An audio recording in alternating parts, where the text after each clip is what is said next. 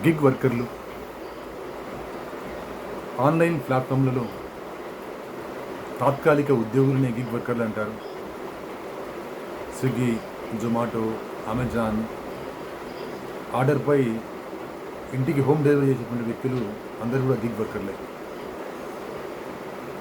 2020-21 దాదాపుగా 77 లక్షల మంది గిగ్ వర్కర్లు ఉన్నారని నీతి ఆయోగ్ అంచనా వేసింది. 2026-27లో దాదాపుగా 1,62 కోట్ల మంది గిగ్ వర్కర్లు ఉంటారని చెప్పడం జరిగింది. 2029-30 నాటికి దాదాపుగా 3.25 కోట్ల గిగ్ వర్కర్లు నమోదవుతారని చెప్పడం జరిగింది.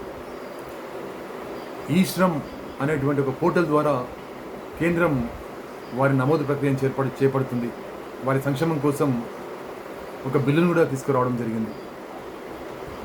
మరి 2020 పేరు మీద మరి వీళ్ళు ఎలాంటి సౌకర్యాలు పొందుతున్నారు అంటే డైలీ వేతనం పైన మాత్రమే వీళ్ళు పనిచేస్తారు. కానీ వీళ్ళను మాత్రము అసంఘటిత రంగంలో ఉన్నటువంటి శ్రామికులు ఎలాంటి సమస్యలు ఉంటాయో అలాంటి సమస్యలు వీళ్ళని వేధిస్తున్నాయి.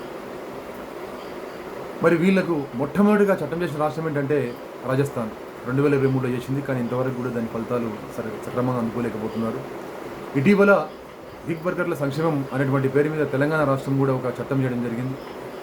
ఆంధ్రప్రదేశ్ రాష్ట్రం చట్టం చేయకుండా కూడా వాళ్ళను అసంఘటిత రంగంలో ఉన్నటువంటి శ్రామికులుగా పరిగణించి వాళ్ళకు వచ్చేటువంటి సోషల్ బెనిఫిట్స్ అన్నీ అందించబోతుంది. ఇటీవలే కర్ణాటక ప్రభుత్వం కూడా 1.5% సెస్ను విధించి వాళ్ళ సంక్షేమం కోసం ఖర్చు పెట్టాలని నిర్ణయించడం జరిగింది. ఈ నేపథ్యంలో గిగ్ వర్కర్లకు అన్ని రాష్ట్రాలు చట్టాలు చేయాల్సిన అవసరం ఉంది.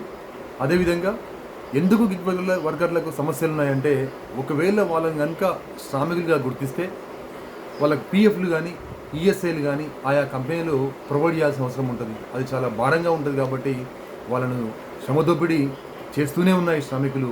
కాబట్టి ఈ దిశగా కేంద్రం తలుచుకొని ఆ చట్టాన్ని కఠినంగా అమలు చేస్తే రాష్ట్రాలు ప్రత్యేకంగా చట్టాలు చేయాల్సిన అవసరం ఉండదు. గిగ్ వర్కర్లు కూడా ఈరోజు ఒక చిన్నపాటి ఉద్యోగులుగా పరిగణిస్తే వాళ్ళ యొక్క జీవన ప్రమాణ స్థాయి పెరిగి వాళ్ళు కూడా ఒక మంచి హోదాలో జీవిస్తారని మనం ఆశిద్దాం. Thank you very much. This is doctor Ravinder Reddy.